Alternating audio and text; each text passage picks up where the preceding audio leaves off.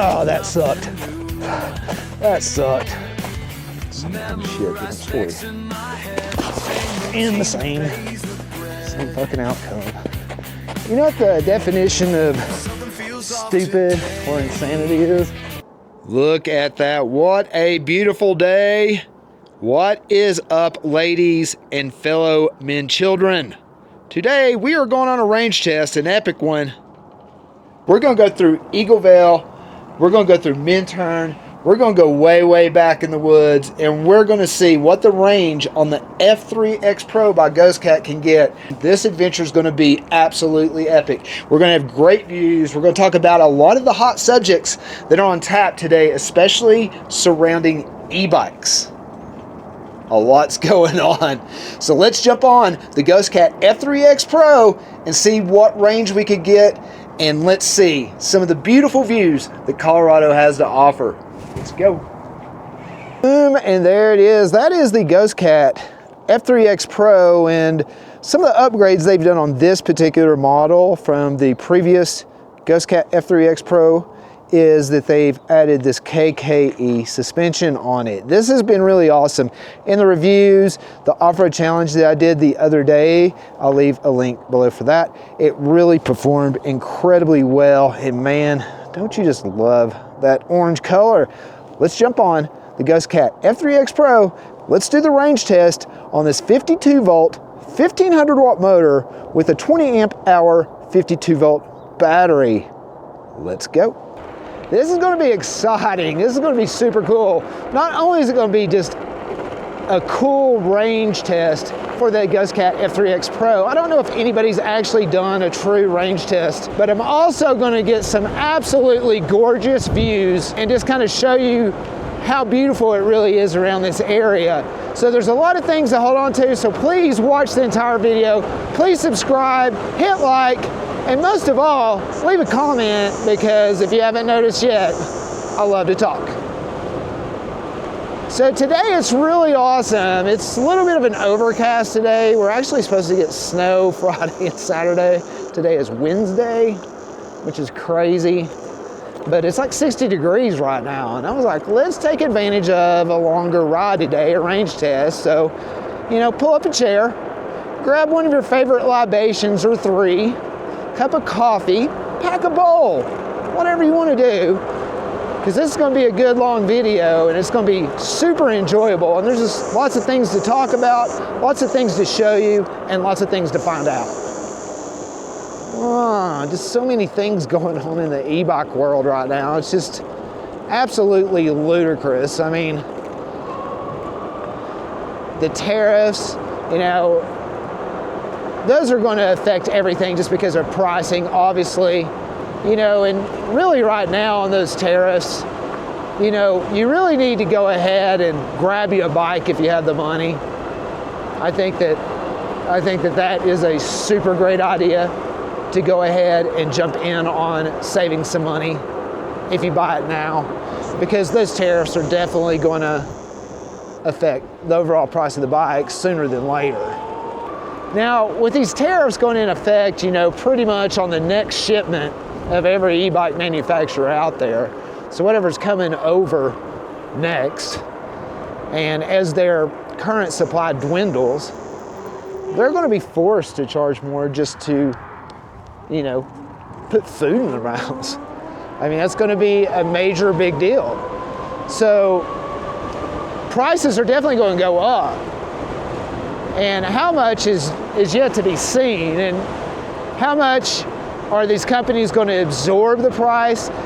How much are these manufacturers and distributors going to absorb the price to just kind of, you know, help chop it down as much as possible? But when you're talking 120% and above on tariffs, I mean, we're talking a good 50% increase, and if something's $1,000, and that's $1,500 now, and it's a big difference. And we're all gonna, you know, feel that effect. And the reason I say buying now is probably more important than buying later. Even if they drop these tariffs down to 0%, let's say that they all agree and they get happy and they all get together and they have a beer and toast each other and cheers each other. Let's say all that goes down and they get to 0% tariff.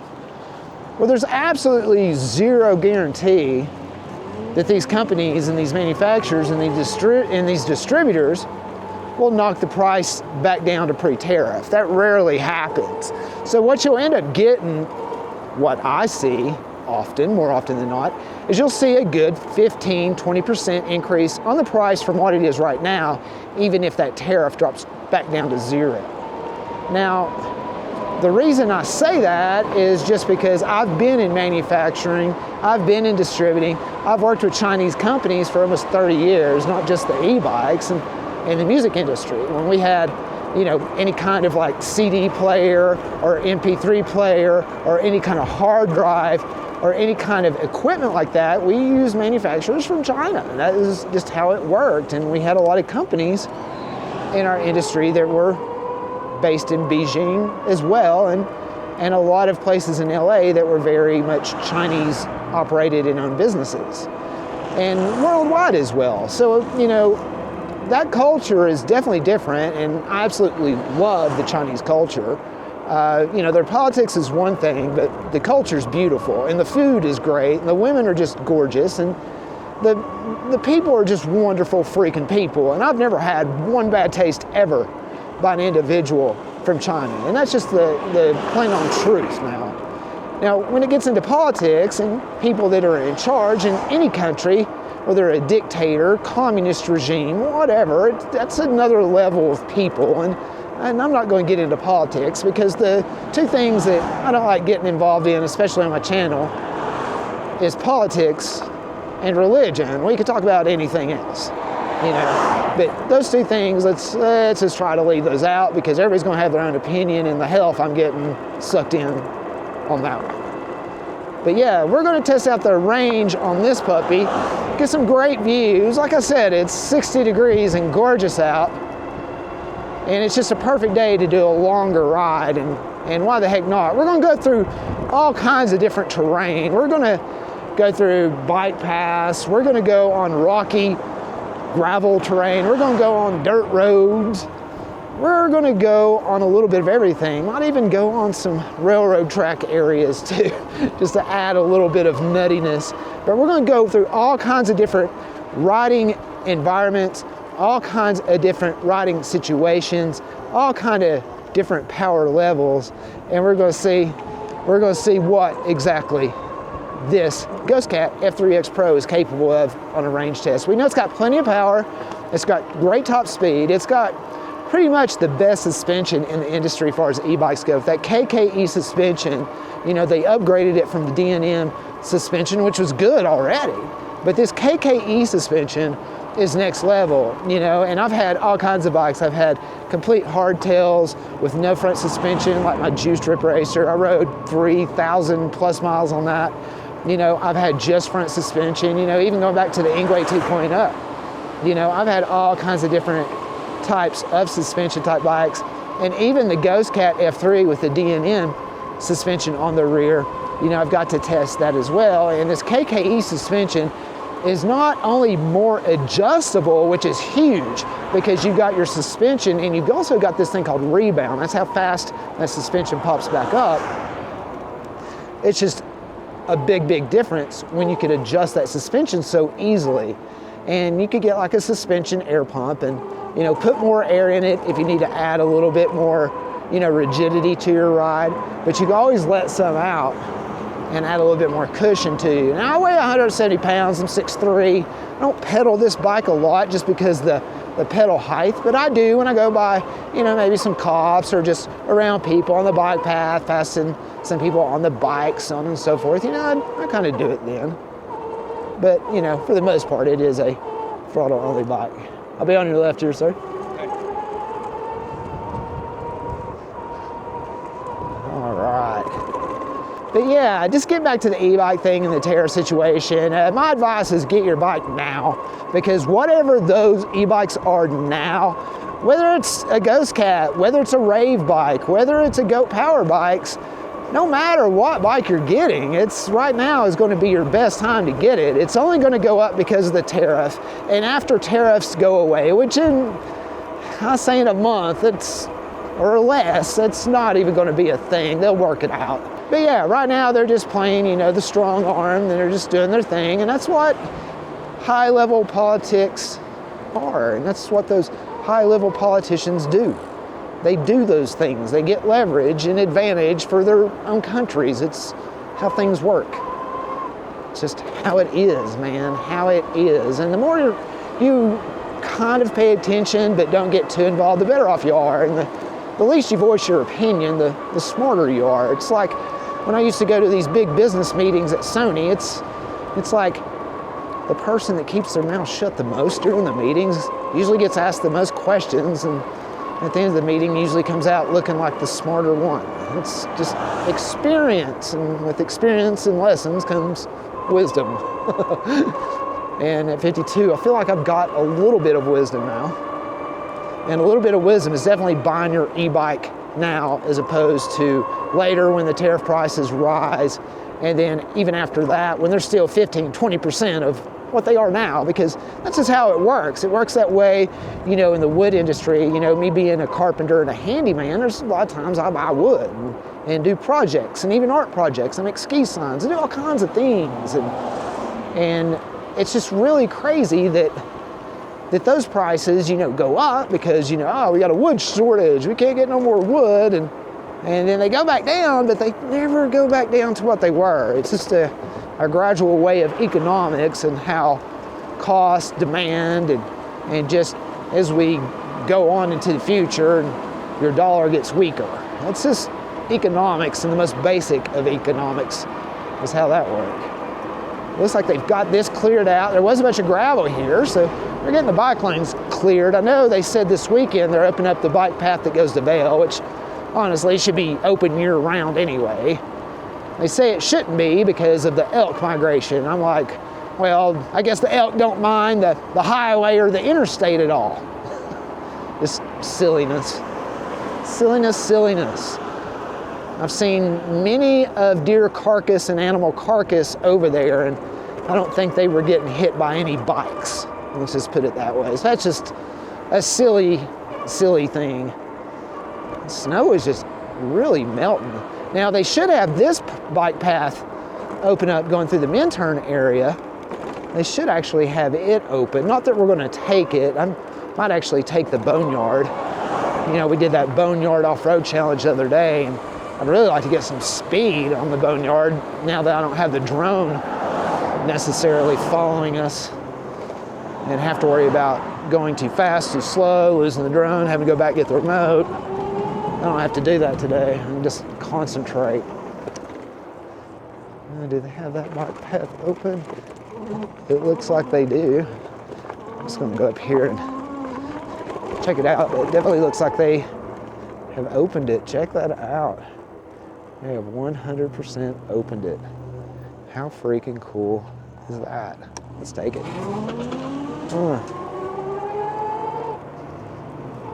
Gorgeous. So yeah, last year was the first year that they had this bike path, or this section opened anyways. Everybody out on their e-bikes, that's pretty cool. So this is super new. This is really new. And last year was really cool to take a couple adventures. I think on the Power Goat, I definitely took a couple adventures on it. And I don't know if I took any other bikes because I had the scooter, I had the Dirt Goat. Whoa, check this out. You hear that? Look at those jets. Look at that. Going right over Lion's Head Rock. Look at that. Those are F3X. That is for sure. I know what those are. Wow. What a treat. So, if you're familiar with Vail and you're familiar with the history of this area, the 10th Mountain Division of the Army was located that away past Red Cliff during World War II. That's where they trained everybody in the 10th Mountain Division for Riva Ridge. against Nazi Germany. So it's got a lot of history. So not far from here is the Eagle Airport, and there's just a lot of military presence still in this area. The reason for it is because the altitude and the conditions are very similar to Afghanistan, and so doing a lot of training and stuff at this altitude and this level is detrimental to probably their practice and their preparation for things that may happen. Hopefully not, though. Now, I'm gonna stop here for a second, just kind of show you around. That right there, boys and girls, is Lion's Head Rock. We've talked about that a bunch. But here's Meadow Mountain. There's a cabin up there. There's another cabin up there. And there's another cabin up there. Now that used to be all lettuce fields. That's a big part of the railroad tracks that ran through back here during the day. There hasn't been any railroad tracks, I think, running through here since 95, 96, something like that. I'm not for sure. But that used to be a big ski mountain, Meadow Mountain. Used to be a couple lifts that went up there, and of course you could just ski on down. And there's catwalks that went down through there. But all these cabins were basically from the farmers back in the day when there was lettuce and cabbage and those kinds of things that were growing up here. And a big part, not only the mining in Leadville for the railroad, but a big part of it also was the lettuce and cabbage production here in Minturn, as well as sheep farming, onions, potatoes, and things like that. All throughout the valley, I believe there was some beef too, but just a lot of like agriculture. And this was actually the lettuce capital of the United States at one time. So pretty cool, huh? All right, let's jet on down, huh?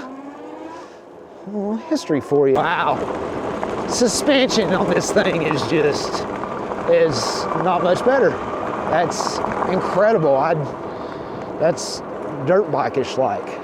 I mean, it's not as robust as like dirt bike suspension, like a KTM 250XE or anything. It's nothing like that. But it is really nice. Let's cruise on through some bigger gravel to see how this thing handles some bigger rocks. That's a really famous little hole there. When the railroad tracks would come through, the engineer, whoever was on the railroad trains back in the day, they would put things in there so they wouldn't have to walk through the deep snow and go into town. They would actually haul some supplies up here, some food, some supplies that they needed, and stick it in there. And that's kind of how they would get some supplies to the engineer and his crew, which is really cool. Let's get on the railroad tracks. And speaking of suspension, let's boogie on down through here and get our little milkshake on. That's pretty dope. That's pretty dope. All right, running out of real estate. All right, let's get back on that gravel again. That is just too freaking fun. Too freaking fun. All right. But yeah, just a lot of history. You can see a lot of people come down here and put rocks on the railroad track. There's no trains that come through here, so no harm, no foul. But back in the day, man, a lot of stories. A lot of stories. I was actually had the honor and privilege to live next to an old timer before he passed away here in Minturn. And his name was Willie. And he was just super awesome to sit around and chat with. And he really educated me on a lot of things and how his family, you know, was from here and they originated here. And just some of the history of the mining and some of the stories he told were pretty awesome. And one of them was definitely when the 10th Mountain Division, like I was talking about earlier, down here training the Army, and just how they had brothels and bars and, you know, things like that to entertain the troops, of course, and just how that kind of mixed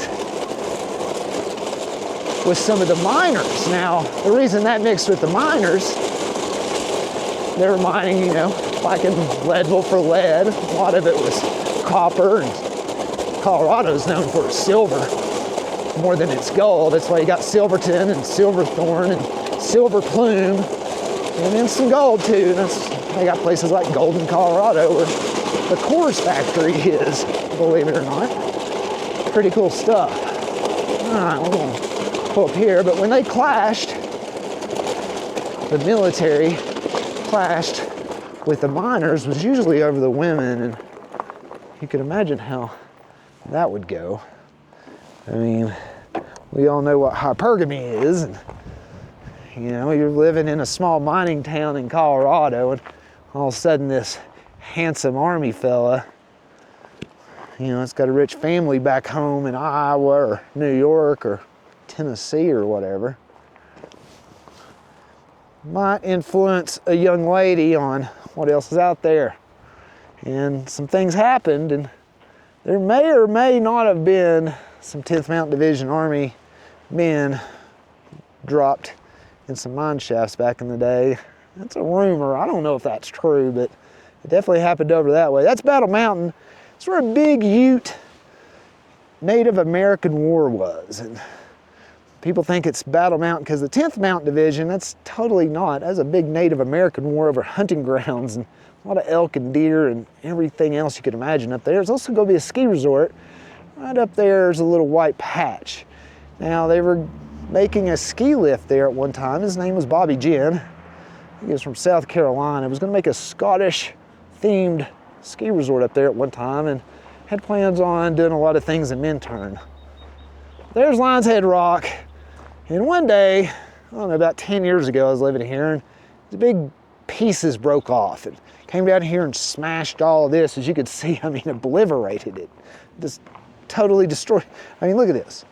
I mean, how do you bend metal like that? And you could see what bent the metal. This is crazy. Told you it's gonna be adventure. Hold on, I got a lot more to show you than this.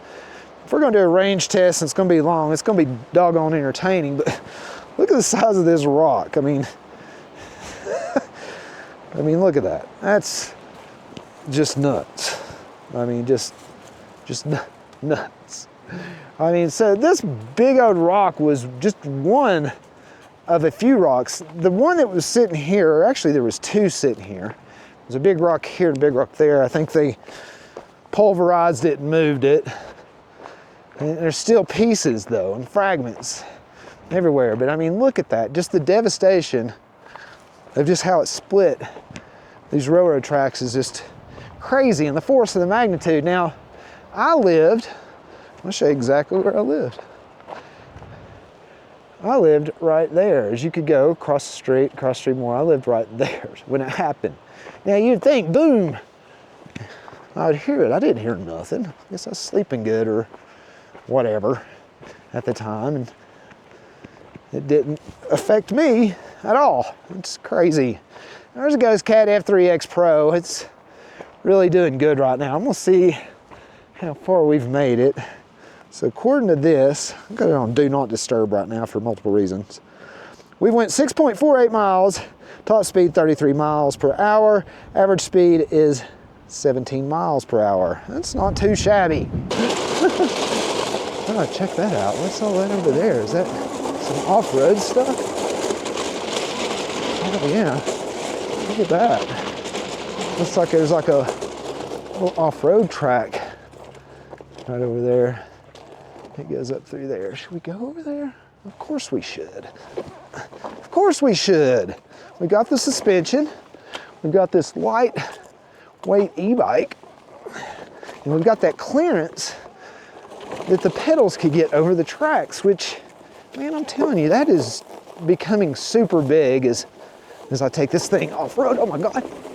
But that suspension, man, I don't know how the heck it gets any better. Let's buzz on through here. Ooh. Oh man, this is great. Let's get back on the single track. Oh man, this thing just scoots and boogies. Some bouldery type rocks there. I mean, it's like the ultimate adventure e-bike because I don't even hesitate to take it off-road or do other things that I would definitely hesitate or be reluctant to do on a lot of my other e-bikes. Now, there's no perfect e-bike. This one's no exception either. I mean, it's got its limitations. It's got its range limitations. It's got, you know, its height limitations. And man, that is just gorgeous. Absolutely freaking gorgeous. Let's check out the river here, see what that's looking like today. Ah, look at that. That is definitely getting to boatable weather. I got a freaking thorn in my shoe or something here. I don't know what going on. It's definitely boatable now. It's getting a little bit past fishing and boatable. You can definitely take a kayak through there. I've kayaked this river hundreds of times. I lived here for 7 years, so you can only imagine. Let's get going through here, and we'll stick in the little bike lane here and buzz on through. Now this area through here is just super awesome. It's basically a little bit of area where the old high school used to be. Now they got the Vail Ski Snowboard Academy. That's basically where all these kids around here go to school if they compete snowboarding or skiing or whatever. It's like, you know, work on those Talaria Triple X's for Ryder and Will, and they both attend this school because they both compete. Ryder competes snowboarding, Will competes skiing, and they go to the Vail Ski Snowboard Academy. Now, one of my old buddies that passed away in an avalanche, being due, is my neighbor back here in Minturn when I lived here. We were really good friends and Eskimo brothers. You could do the research on what that is. But just a hell of a guy, and he taught down here. So I got to hear a lot of the stories, and of course, you know, I've got a couple friends, Dylan, that teaches there now, and my buddy Mike goes and teaches some avalanche prevention stuff too. So let's head on through here. Gorgeous, man, I told you, and it just gets better. This gets better. Right now we're hanging on at about 32, slight uphill. So, you know, I don't expect to go over 35, going slightly uphill. If I was about 120 or whatever, probably just keep on buzzing on through. Wouldn't have any problems or issues at all. All right, I'm gonna turn up here, start getting some of these great views in. That's Cross Creek. It's a gorgeous area.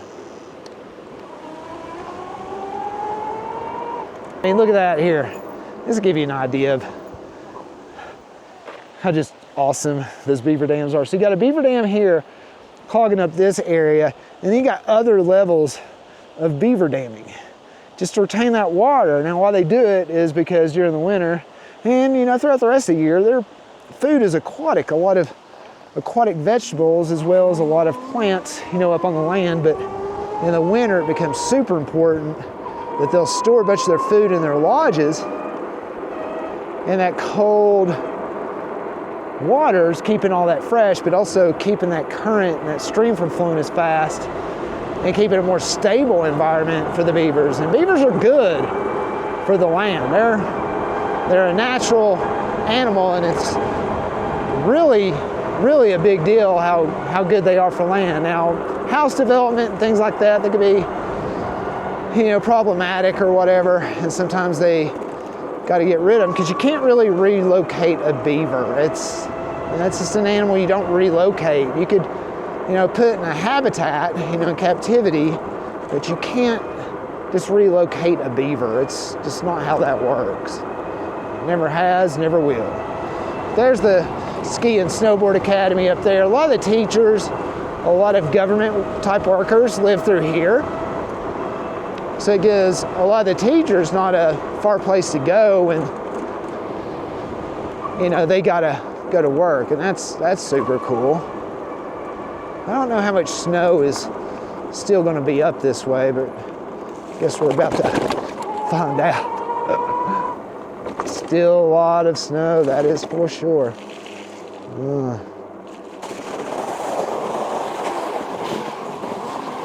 Look at that, just going right through it, just like it did in the off-road test the other day. The thing just goes through, as long as it's not too deep. All right, my first option is definitely going to be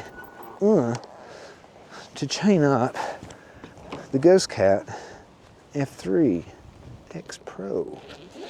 All right.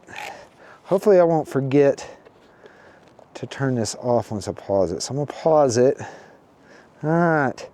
So we went 9.31 miles, top speed 36 miles an hour. We did get up to 36.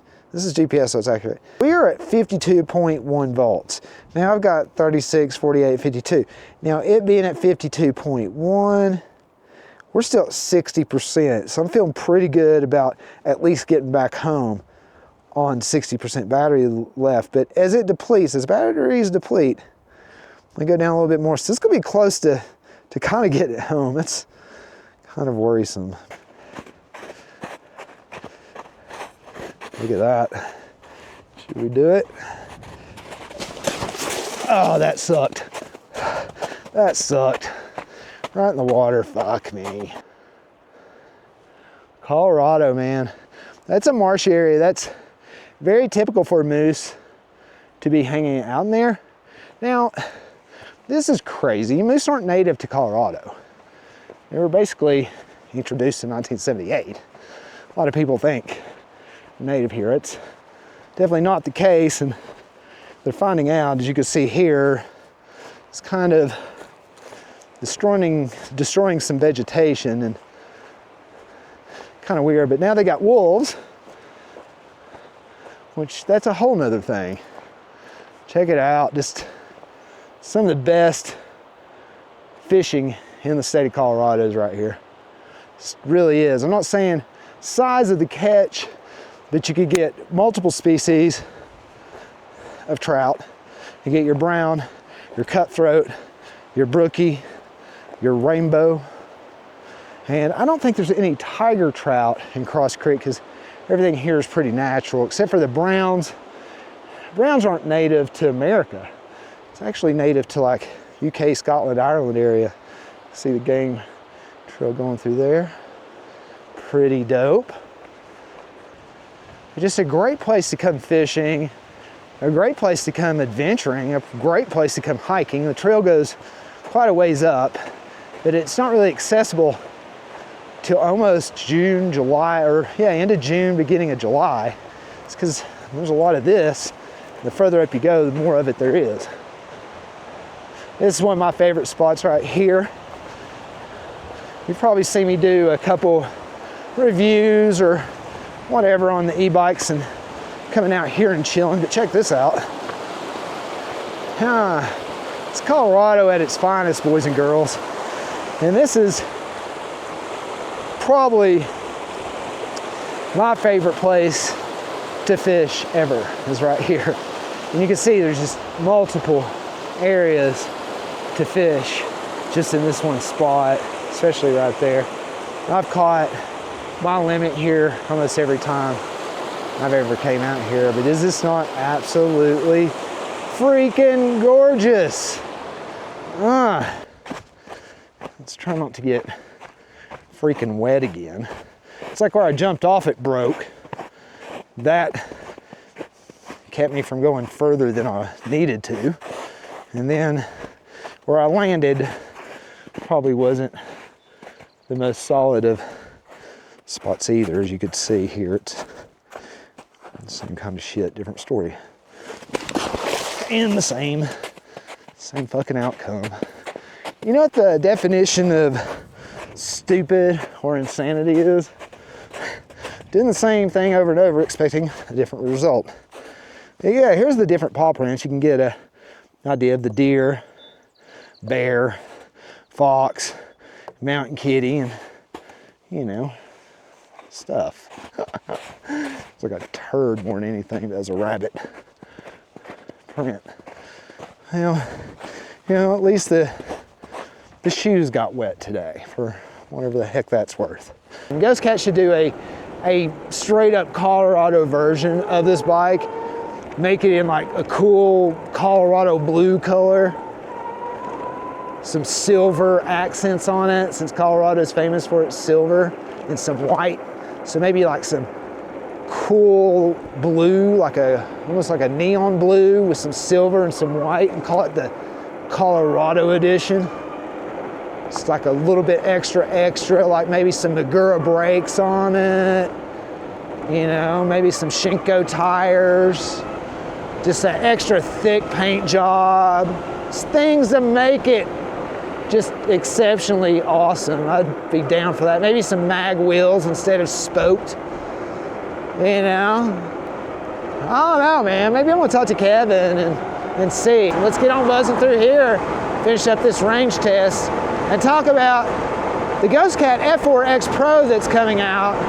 Now, we've had a little bit of a delay. Kevin went to Beijing, actually, checked out what they had going on, and did some tweaks and some perfections on it. You know, he really likes to hone in on these things, and he really listens to the customer, too. That's a huge deal, him listening to the customer and kind of getting their feedback, and from us influencers too when we ride it, and getting the feedback from us as well. And that's all super important. And Kevin doesn't hesitate. And when he went back to Beijing, there was just a couple things that he wanted to make sure were better, and he did. You don't just fly out to Beijing for no reason. That's dedication, man. That's just dedication. And his words directly were, "I'm not leaving until it's right." That's just another reason to back up Ghostcat. Their customer service, their dedication. Intern USA, lived here for 7 years and went by the nickname the Mayor for some fucking reason. I don't really know why. I guess because I threw some good parties and whatnots and Jimmy Jocks.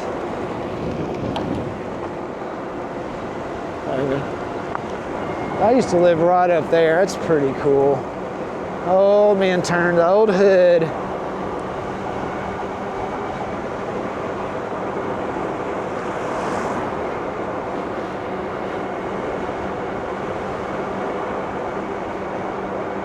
We're going up here, and then we'll get off at the boneyard. We'll go through the gravelly part of the boneyard on the way home. I wanted to do that on the way here, but man, they had that bike path open. It's really hard not to go down a freshly opened bike path.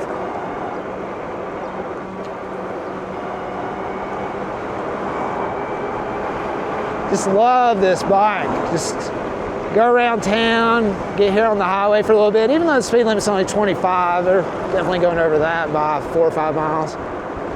It's just nice to have that torque and that speed that is definitely keeps up with traffic. All right, I'm gonna turn off the headlight here. Conserve what little bit of battery we can.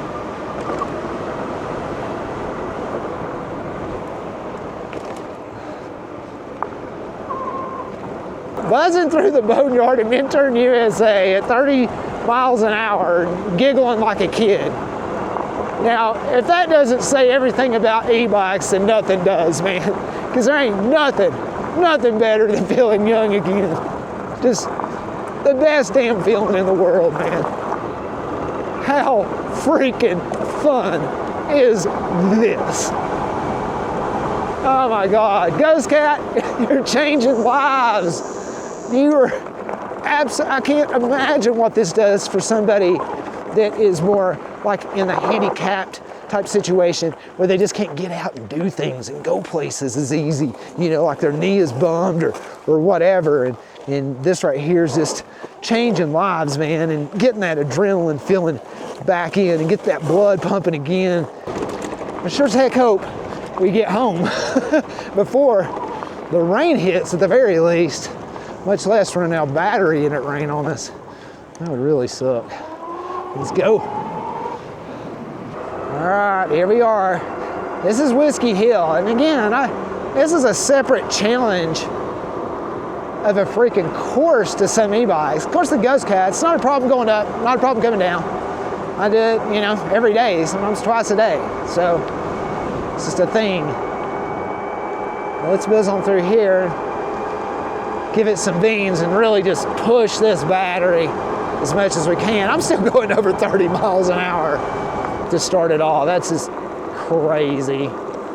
You know, a lot of these things, they really deplete the power and the energy, and this thing really seems to hold steady. If I get over 20 miles an hour going up Whiskey Hill at under 50 volts, I'm gonna be super ecstatic. Right now at the steepest part, we're at 23, starting to rain. So we're gonna beat the storm, hopefully. We're hopefully gonna make it home, and we're hopefully not gonna be pushing this damn bike up the hill in the rain. Still getting over 20 miles an hour. Right now we're at 48 volts. I know we're getting low on the volts, because I can even see on the bar here, we're getting freaking low. We're still over 23.5 miles per hour. I mean, just absolutely just juicing this battery. It's insane. I'm actually gonna go up here just a little bit extra, turn around, and then go up the driveway. Unbelievable. Just gonna drown. I could feel it starting to rain. Yeah, there comes the raindrops. I have to wrap this up in the garage, boys and girls. Wow. Unreal. I think I had to do that in a snowstorm one time, like wrap up the review inside after a snowstorm. That was a while back though. Here's the trailhead to the Eagle Vale Trail. It's all the bears and mountain lions and wolves and coyotes and moose and elk, fox. That's where all they live. Even a lot of bears. All right. Turn around and let's go back home and wrap up about the most epic range test that is on YouTube. And I can't imagine there being a better range test than that. And first of all, we've got just the scenery of Colorado to top it off. Not only the conditions of the snow, the dirt, the gravel, and all that, but just the beauty of what it was. Bam, right up that thing, look at that. Whew.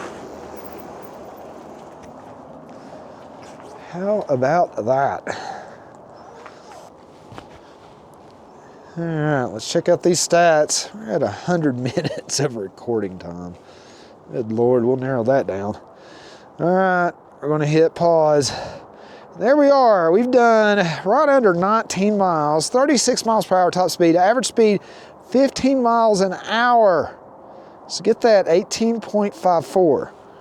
Now, we are at 47.9 volts. Now at 47.9, that's putting us at 30% battery range. We were in the red, man, but we made it in the red at 30%. Yeah, so we'd probably, if we really squeeze this out, if we didn't go through all the crazy terrain that we went through, if we didn't do all those things, I would say giving it beans, still giving it the beans, we're still looking at a solid 25 to 30 miles range. That's really good, because on these e-bikes, on these batteries, even Jonathan, Mr. Central Driver, we've talked about this a couple times, for every amp hour, about every mile. So looking at that and still saying that you could do 25 to 30 miles full range on this e-bike by giving it beans, not going through snow, mud, sand, all that stuff, but you know, just being on that bike trail, being on the road or whatever. And if you averaged, you know, less miles per hour, and let's say that you weren't top speeding it out at 36 miles per hour, that kind of thing, you're gonna get a lot more range. So 25 to 30 miles, depending on your weight, that kind of thing, that is a thing. But man, that is absolutely phenomenal. The range test, the Ghostcat F3X Pro really delivers, man. And I really feel that I could still go to Walmart, which is 2 miles that way and 2 miles back as the crow flies.